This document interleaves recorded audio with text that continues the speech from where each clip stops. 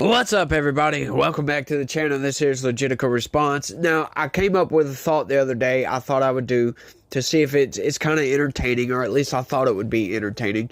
But y'all let me know down in the comments if y'all enjoy this or not, and I'll continue to do these at the beginning of every single video. Check this out. Could you please respond to Trump's claim that he's going to use the Alien Enemies Act of 1798 to round up immigrants if he wins the election? This law was last used to put Asian Americans in internment camps during World War II, and I have a sneaking suspicion that if Trump wins, he's going to use this law to put anyone that doesn't look white in camps, and I'm scared. Yeah, so you've hit on a really important point and expressed it, I think, so well, which is he is achieving his intended effect to make you scared. He is running full time on a campaign that is about instilling fear, not about hope, not about optimism, not about the future, but about fear. And so this is yet another example. So yeah, I thought I would just start throwing some leftist insanity right at the beginning of the video just for entertainment purposes, just to get it out there, because I love talking about stuff like this, right? So y'all let me know if y'all like that down in the comment section. But to get to talk about that for a second, this is the delusional world that leftists live in, right? Like, are you being serious right now? Are you freaking being serious? She is fear-mongering. Her fear-mongering is through the freaking roof, right? Talking about Trump is running a fear campaign, and what the hell are y'all talking about? Y'all are living in a delusion. Like, Trump's going to put anybody that's not white in jail? Are you freaking kidding me? Just because he wants to deport people that aren't supposed to be here. These people are in fear of their lives, for crying out loud. Holy crap. Like, come on. Grow a set of balls, my guy. Seriously, like, these snowflakes really need to wake up and get slapped in the face a couple times with reality so they can come back and look. People can say whatever the hell they want to. If you're offended by something somebody says, go cry me a freaking river. Like, seriously, to all you leftists out there, go cry me a freaking river, right?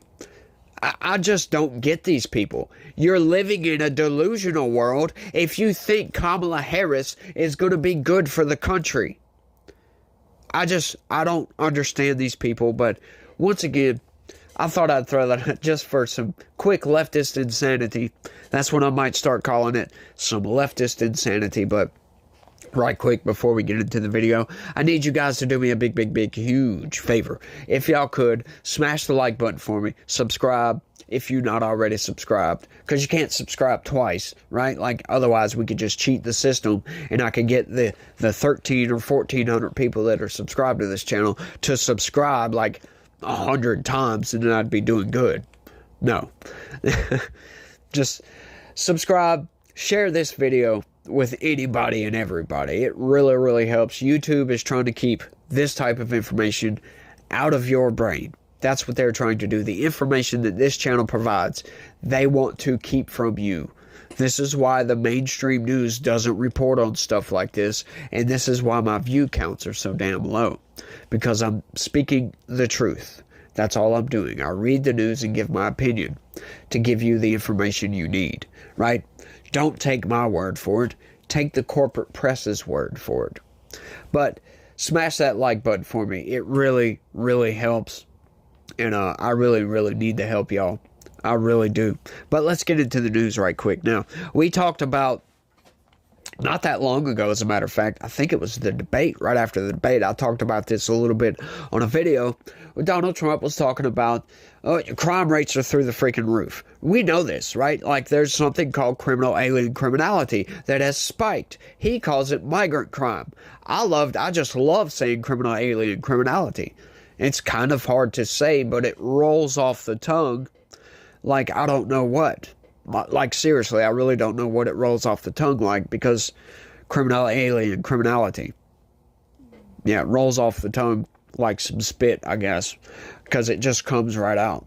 But Yeah, we talked about that. And then guess what? You know, leftists, the corporate news and all these people that come out, nope, fact check, false. Donald Trump is a liar. Crime is actually down. And what did we cover?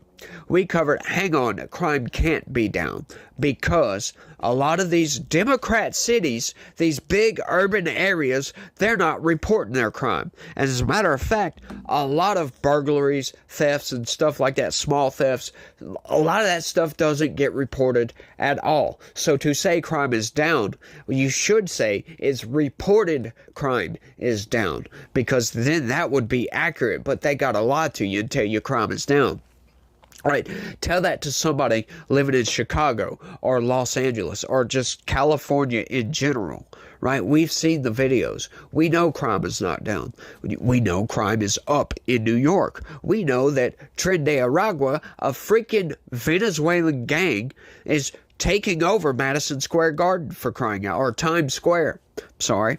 And they're being allowed to do so. They've taken over apartments. We had that video clip the other day, J.D. Vance talking about this. Where Trump said the city had been invaded and conquered by Venezuelan gangs. The Republican mayor of the city said flatly the city and state have not been taken over or invaded or occupied by migrant gangs. So do you support Donald Trump making those claims that the Republican mayor says were grossly exaggerated and have hurt the city's identity and sense of safety? I understand what you're saying, that some people left behind, but he's making these statements that the mayor is flat out disputing. Well, Martha, you just said the mayor said they were exaggerated. Grossly That exaggerated. means there's got to be some element of truth here. And of course, President Trump was actually in Aurora, Colorado, talking to people on the ground.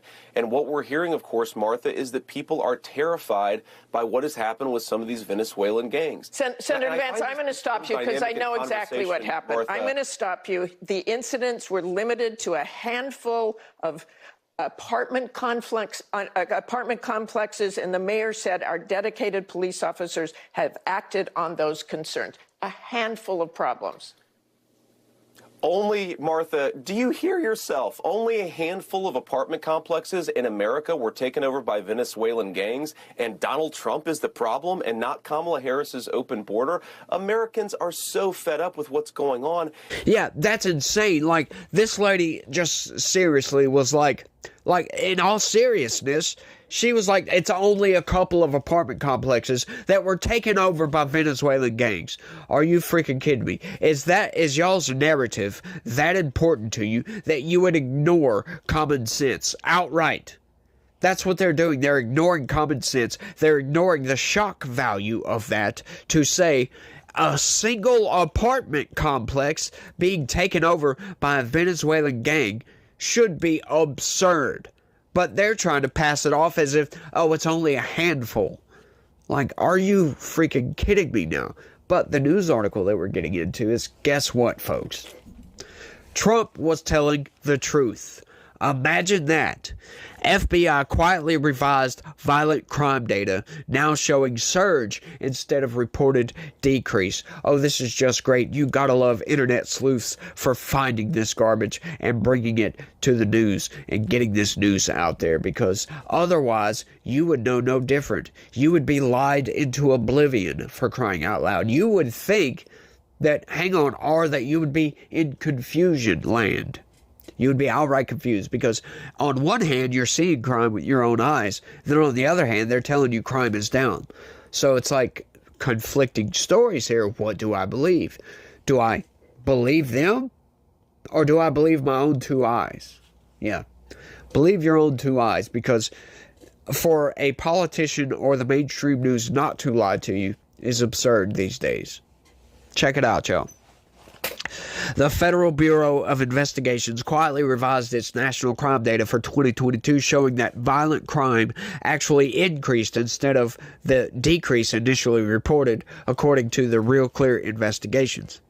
The FBI Uniform Crime Report initially showed a slight 2.1 decrease in violent crime from 2021 to 2022. However, the revision, which was only briefly mentioned on its website, shows an increase in violent crime of 4.5% according to RCI. The revision comes after the release of the 2023 UCR data in September, which showed a 3% decrease in national violent crime according to an FBI press release. I have checked the data on total violent crime from 2004 to 2022. Carl Moody, professor at the College of William and Mary, who specializes in crime, told RCI. There were no revisions from 2004 to 2015, and from 2016 to 2020, there were small changes of less than 1 percentage point. The huge changes in 2021 and 2022, especially without an explanation, make it difficult to trust the FBI data. So, folks, once again, if you're having any doubts on who to vote for come November, the Biden administration, which Kamala Harris is part of, they're outright liars. They don't care about you. They want to lie to you and say, crime is down, so you walk out of your front door feeling safe and sound, and then you get mugged going down the freaking road on your way to work.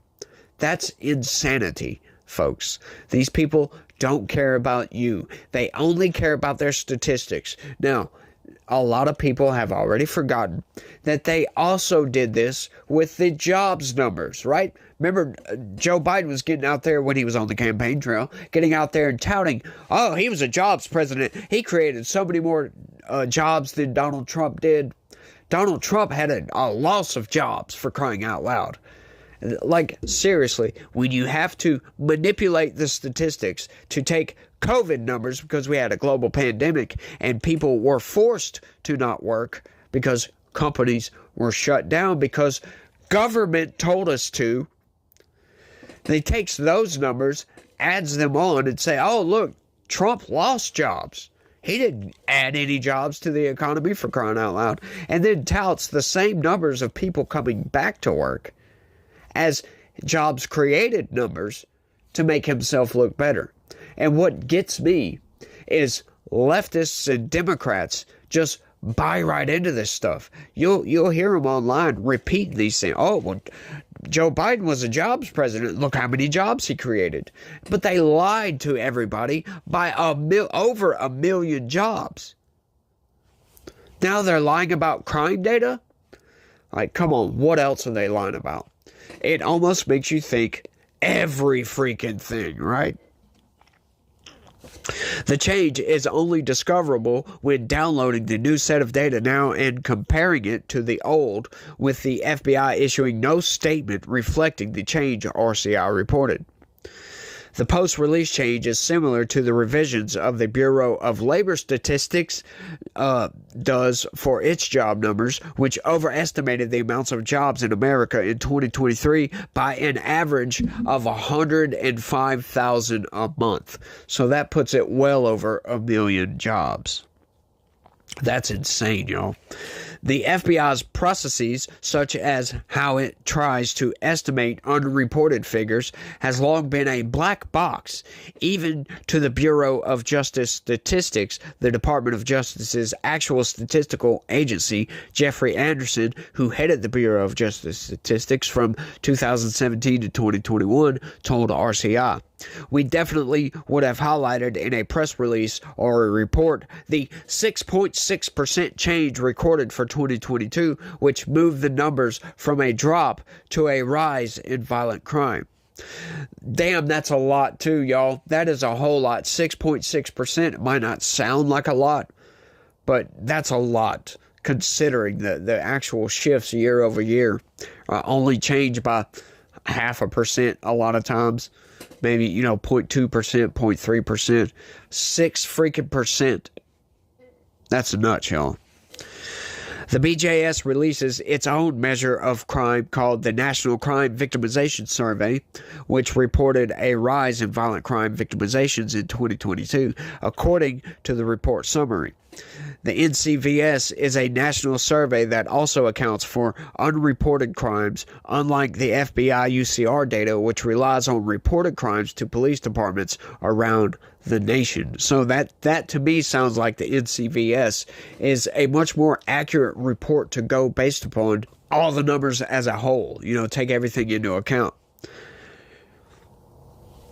With the media using the 2022 FBI data to tell us for a year that crime was falling, it is disappointing that there are no news articles correcting that misimpression, Moody told RCI. We will have to see whether the FBI later also revises the 2023 numbers. It's almost a certainty at this point that they will, right? Why would they misrepresent the numbers that largely? That doesn't make any sense. Unless you look at it from, it's an election year, and this report just now came out for 2022. Hang on.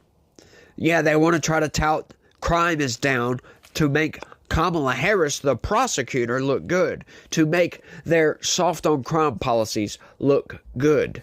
That's what they're trying to do.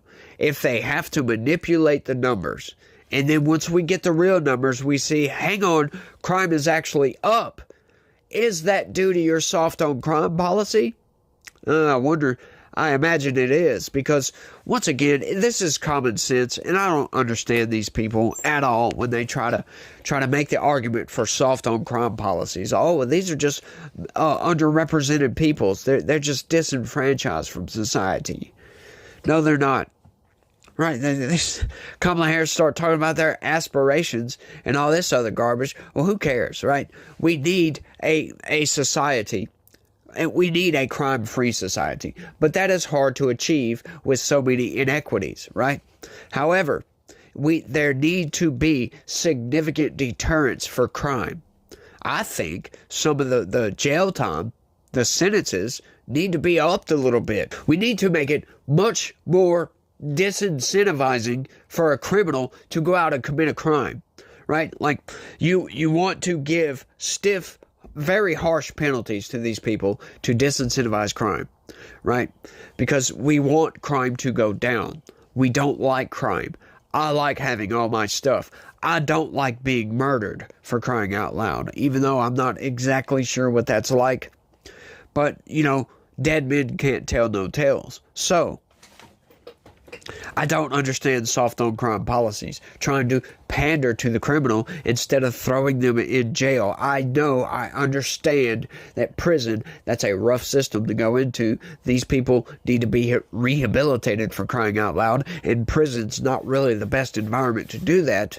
But what else do we have, right?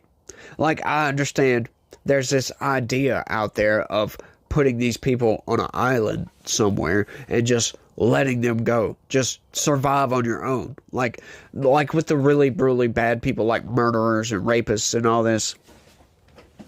I'm not really talking about somebody that just went and robbed a grocery store, for crying out loud, but I understand that idea. That idea might actually work, but it would have to be implemented correctly. You can't just, that's why I don't agree with the death penalty at all, because to kill an innocent man, that's rough, y'all. That's really rough. I mean, imagine having to go through that process, being found guilty of a crime you didn't commit, and then be executed, sitting there right before you're about to be executed. I mean, imagine that must be an insane situation to go through. So we really need to dig into this a little bit deeper, right? But we need to have some harsh penalties for committing crimes. These soft on crime policies clearly don't work. So how about let's reverse course and just start refunding the police, for crying out loud, and giving harsher penalties for criminals that commit crimes. I just don't get the soft on crime stuff, but I think that's all I got for this one, y'all. Y'all let me know what y'all think, and y'all try to have a good day. Stay legitical. Peace.